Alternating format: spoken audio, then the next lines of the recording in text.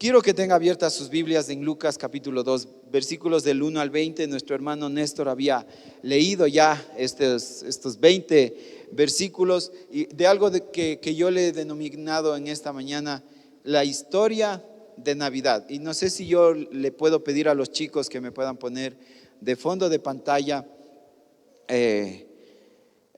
la imagen que elaboré para esta predicación. Podemos ver, mis amados hermanos, hoy en día que estamos en estas revueltas de poder celebrar o recordar, y escucho mucho en estos tiempos, cada vez lo escucho más que ayer.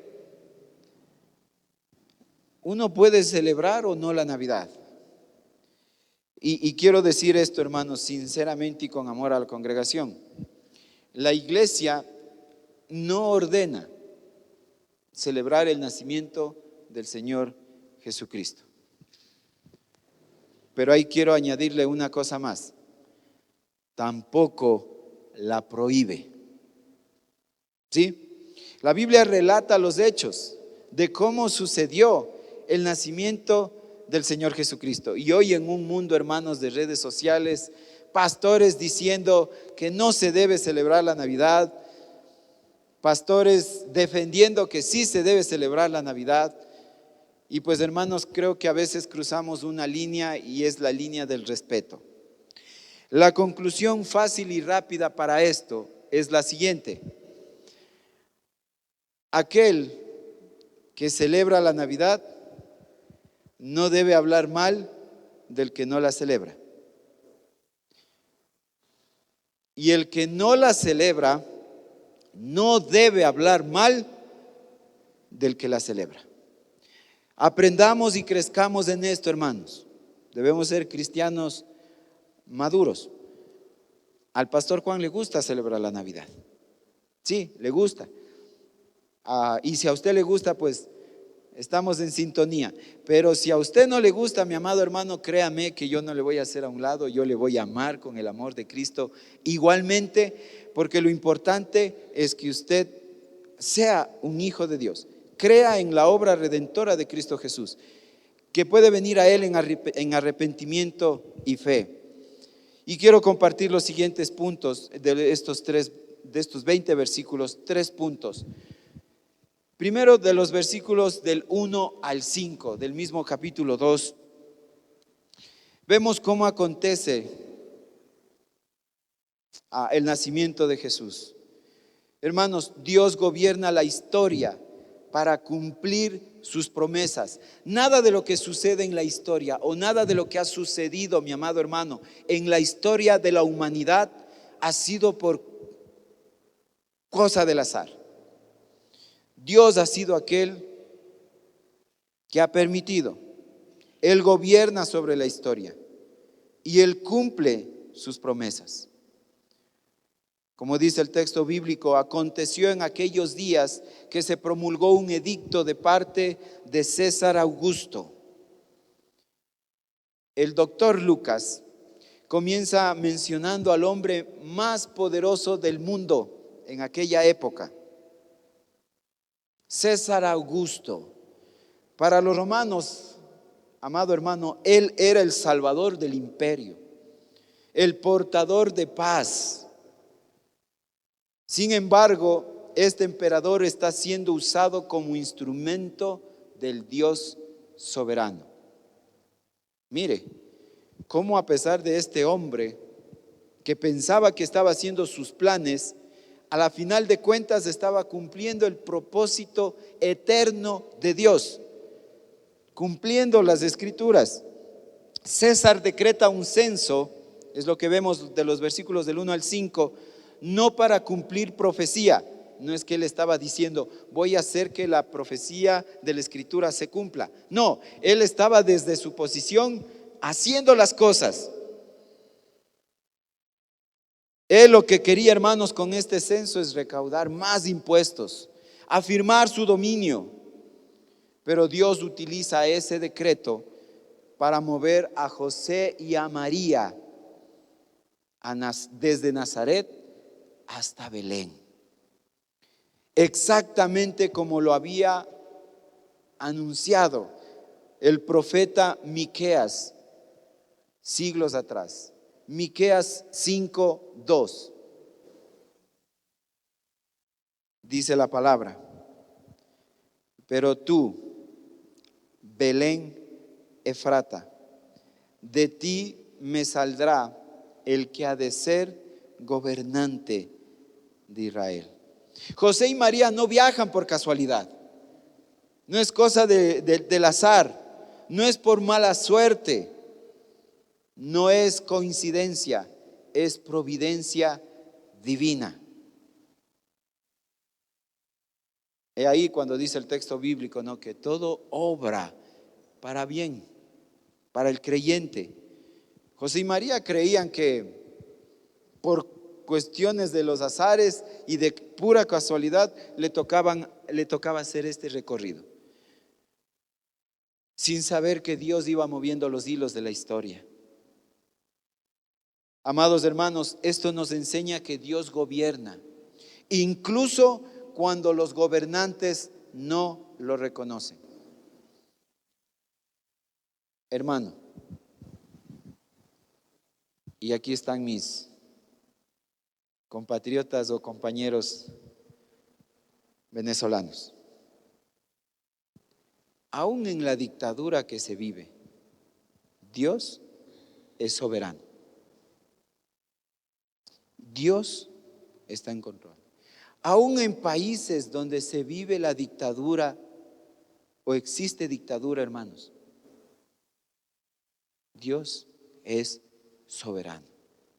Difícil comprenderlo como ser humano, sí, pero Dios está ahí, soberanamente. Y lo hace por un propósito. Su propósito es más grande que la permanencia en este mundo. Dios mueve la historia como un río que fluye hacia su propósito eterno.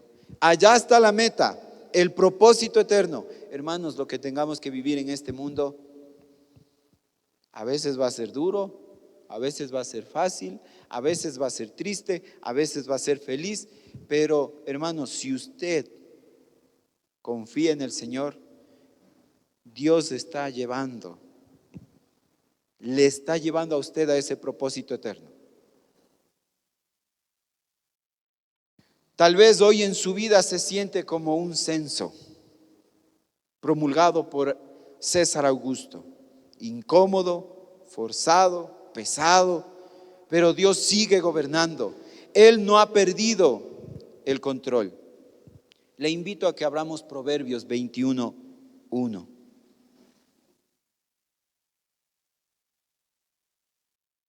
Proverbios 21:1.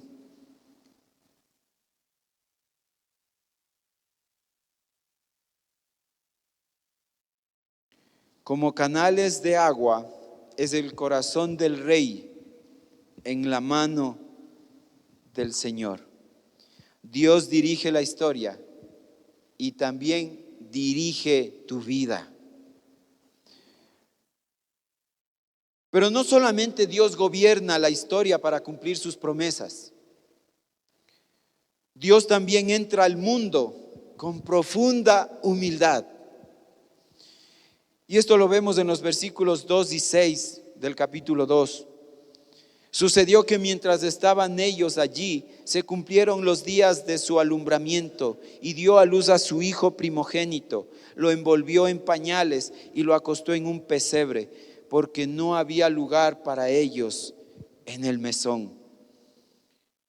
Aquí, hermanos, el texto se vuelve sorprendentemente simple.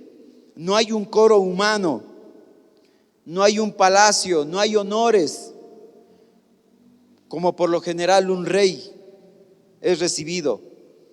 El Rey eterno nace en pobreza, el Hijo de Dios, por quien fueron hechas todas las cosas, como dice la Escritura, no tiene un lugar digno para nacer. El creador del universo es colocado en un pesebre, un lugar destinado para los animales. Esto no es accidente, es teología. Filipenses 2 nos dice que Cristo se despojó a sí mismo tomando forma de siervo. El Dios encarnado, Emmanuel, Dios con nosotros. Esta encarnación, mi amado hermano, es humillación voluntaria del Hijo Eterno. Humillación voluntaria. Él no vino a impresionar al mundo, Él vino a salvar a pecadores. Hermanos, Él no vino al mundo para hacerte millonario. Él vino al mundo para salvarte de tus pecados. El pesebre apunta ya a la cruz. Y esto lo vemos desde el Génesis, ¿verdad? La promesa de ese Salvador. El nacimiento humilde anticipa una muerte humillante. Esto nos recuerda, hermanos, que Dios se acerca a los humildes, a los quebrantados, a los que no tienen nada que ofrecer. Si hoy te sientes indigno, cansado, pequeño, debes saber esto. Cristo vino precisamente por personas como tú y yo. Segunda a los Corintios 8:9. Siendo rico, se hizo pobre por amor a ustedes, para que ustedes, por su pobreza, llegaran a ser ricos. Pero este texto no habla, hermanos, de riqueza material, riqueza que el mundo te ofrece. Habla de que en la gloria, hermanos, no hay riqueza más grande que se compare al mundo actual. La palabra de Dios lo habla en muchos pasajes de la Biblia como el siglo presente y el siglo venidero. El siglo presente, ¿cómo es? Malo, perverso, corrupto. La palabra del Señor dice eso, que el siglo presente es así, y es en el que estamos viviendo. Pero la Biblia también menciona el siglo venidero. ¿Cómo es el siglo venidero? Glorioso, eterno. Y solamente en Cristo Jesús podemos ver aquello.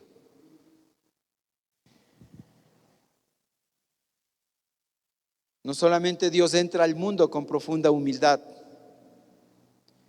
sino que también Dios revela su gloria a los que reconocen su necesidad.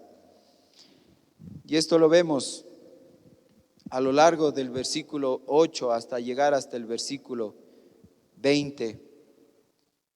Dios no anuncia el nacimiento de su Hijo a reyes, a sacerdotes, a eruditos. Lo anuncia a pastores, aquellos que guían ovejas. Porque el contexto de aquel tiempo es que los pastores eran marginados, no eran confiables socialmente, pero Dios los escoge como los primeros testigos del Evangelio, aquellos que reconocen su necesidad. Bienaventurados los pobres en espíritu, porque ellos serán saciados.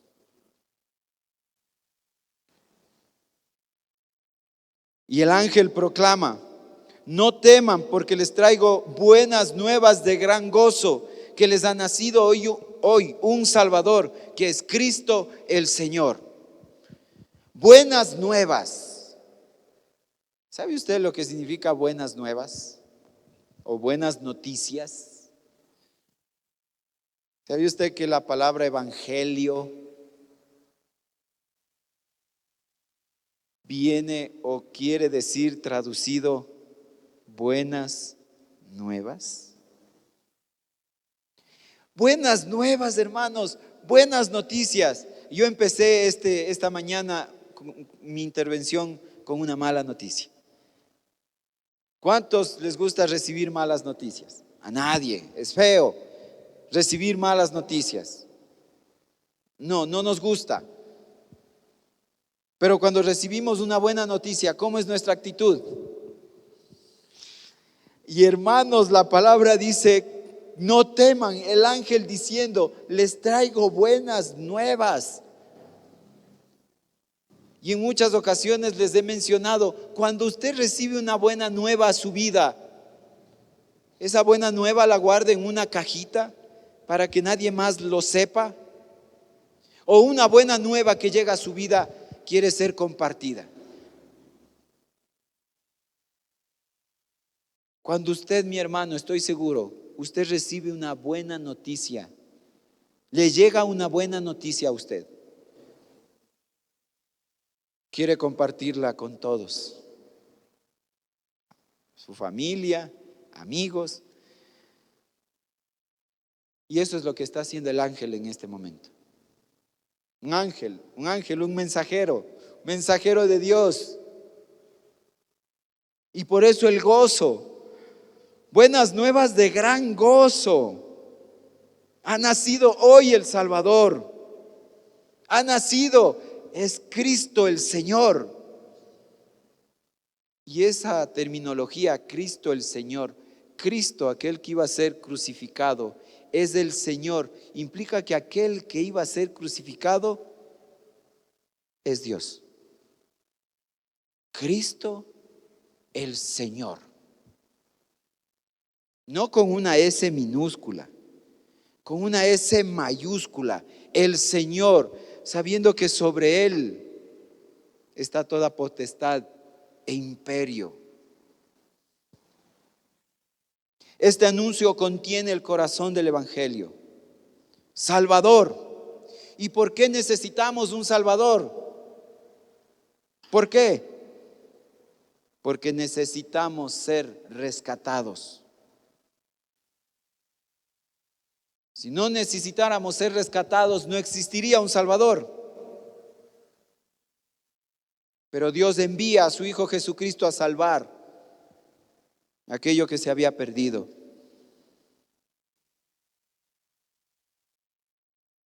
Cristo, el ungido prometido. Y Señor, digno de obediencia y adoración. Y la respuesta de los pastores es ejemplar, ¿verdad? ¿Cuál es la respuesta de los pastores en los versículos que leímos? Van con prontitud, ven a Cristo, proclaman lo que han visto y regresan glorificando a Dios. Quien ha visto verdaderamente a Cristo no puede quedarse igual. ¿Me oyó, mi amado hermano?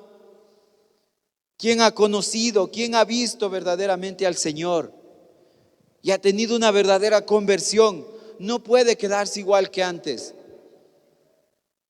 Yo sé que el viejo hombre siempre va a querer salir, siempre quiere regresar a tomar el dominio sobre usted. Y ahí va esa lucha, mi amado hermano, de entregarle al Señor mi vida entera. ¿Qué quiere el Señor de usted? Todo. Toda su vida. No quiere algo a medias. No quiere escuchar de usted decir, Dios, yo te entrego todo, pero esta partecita déjame a mí. Dios no va a obrar en usted si usted no lo permite. Y muchas veces uno tiene que ser roto para volver a ser hecho por las manos del alfarero, de nadie más. No se deje moldear por este mundo, como dice Romanos 12. No os conforméis a este siglo. No os conforméis a este mundo. Porque si uno se deja moldear por este mundo, ¿qué termina siendo? Debemos dejarnos moldear por Cristo, por el Señor. La adoración genuina produce un testimonio fiel. Juan 1:14 dice, ¿no?, que aquel Verbo se hizo carne y habitó entre nosotros. Y vimos su gloria. Gloria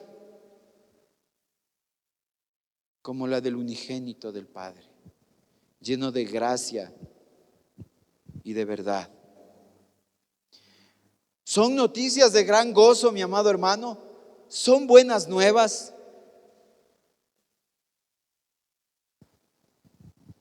Y tal vez los opositores dirán, pero pastor, no es la fecha. Y yo pudiera decirle, hay personas, hermanos, amados, que no saben la fecha de su nacimiento por múltiples razones.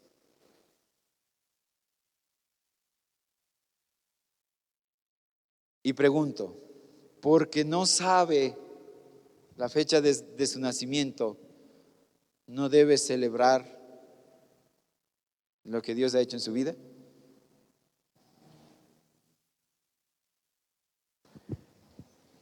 Y pues aquí no sé si tal vez pudiera tomarse como una frase cliché. Navidad tiene que ser todos los días. Pues sí. Todos los días debemos recordar lo que Dios hizo en nosotros. Todos los días debemos recordar el nacimiento del Mesías, de ese Salvador que usted y yo necesitábamos. No solamente en diciembre, y es la gran diferencia, ¿no?, con el resto de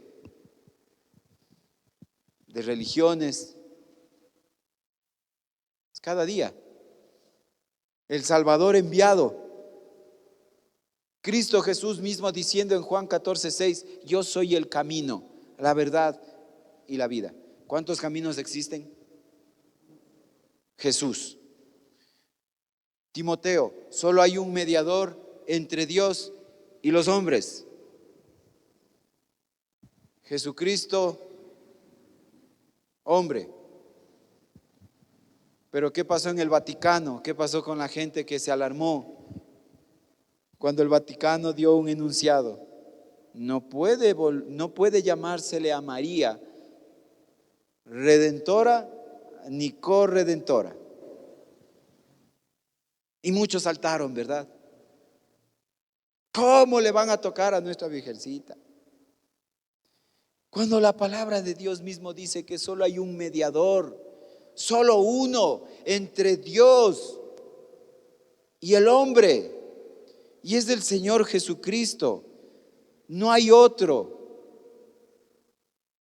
Es por eso que es una buena noticia. Es por eso que estos pastores se alegraron,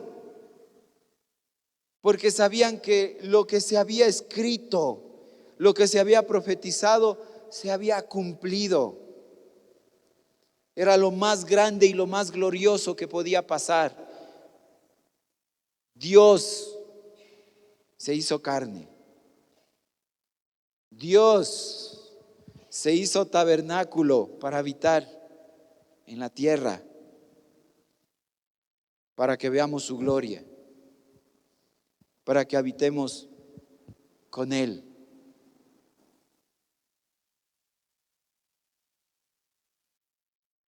Para ir terminando en esta mañana, hermanos, el nacimiento de Jesús, independientemente en la fecha que usted le resulte conveniente recordarlo, que debería ser siempre, nos confronta. Porque, y aquí voy a hablar 3 condicionantes. Si Dios gobierna la historia, pues confía en Él. Segunda condicionante, si Dios se humilló, Recíbelo con fe. Tercera condicionante. Si Dios reveló su gloria, adóralo con tu vida. El niño del pesebre ya no es un niño, mi amado hermano. Es un hombre que murió y resucitó y esperamos su venida. Es el Salvador del mundo. No basta con admirarlo solo en Navidad. Es necesario rendirle el corazón todos los días.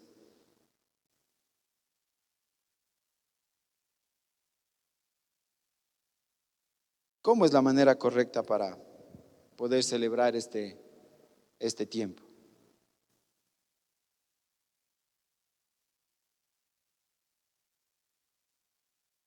¿Cómo? ¿Dando regalos? ¿Comiendo el pavito?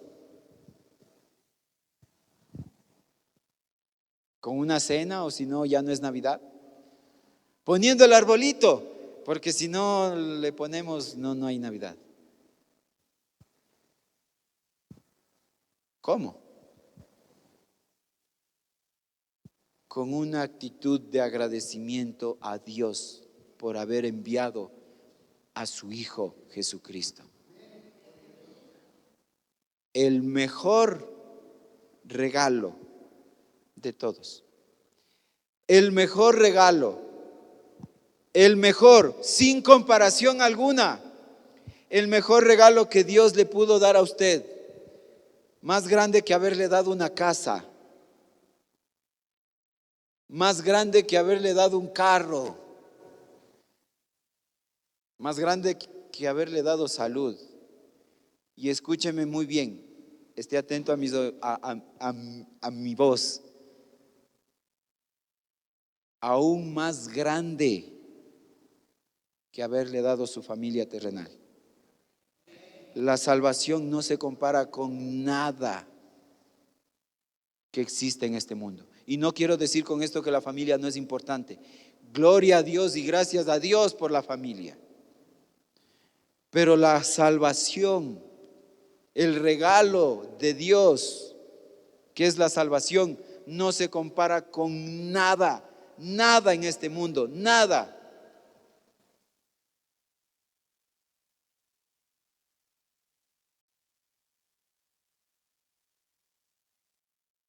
Ninguna prosperidad económica o de salud, o de viajes o de reconocimiento se compara a lo que nuestro bendito Dios hizo para alcanzar aquello que se había perdido.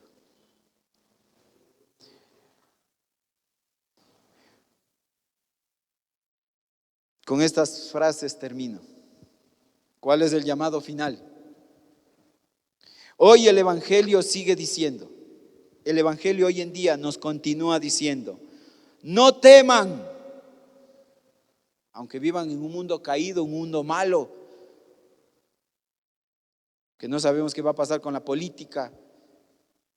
El Evangelio nos sigue diciendo hoy, no teman, les ha nacido un Salvador, buenas nuevas de gran gozo. Que no solo celebremos el nacimiento de Cristo, sino que vivamos sometidos a su señorío. Cierre sus ojos, mi amado hermano. Bendito Señor, Padre eterno,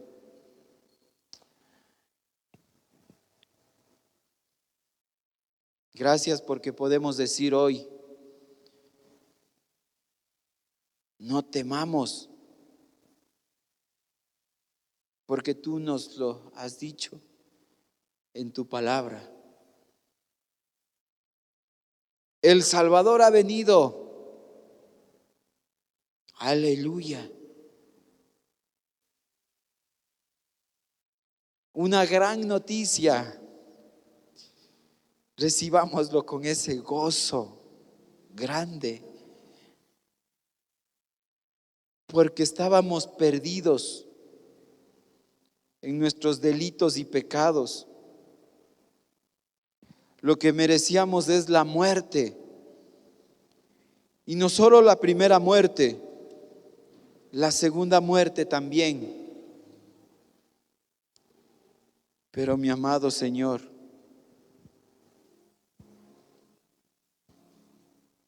gracias por redimirnos con la sangre de Cristo. Gracias por haber hecho la obra, por haber enviado a nuestro Señor Jesucristo. Y es lo que hacemos hoy. Recordar aquel advenimiento en su primera venida. Recordamos su primera venida y anhelamos su segunda venida. Ahora en gloria.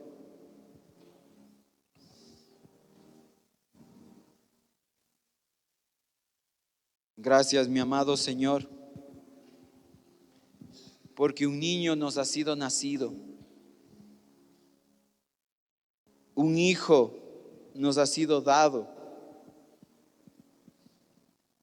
y la soberanía reposará sobre sus hombros, y se llamará su nombre Admirable Consejero, Dios poderoso, Padre eterno, Príncipe de paz. Podemos descansar en esta palabra. Podemos descansar en que el Señor está al control de la historia, de su historia, de mi historia, de nuestra historia. Gracias, Señor, por esa buena noticia, porque estábamos perdidos y tú nos hallaste y nos rescataste. La gloria al eterno y soberano por los siglos de los siglos. Amén.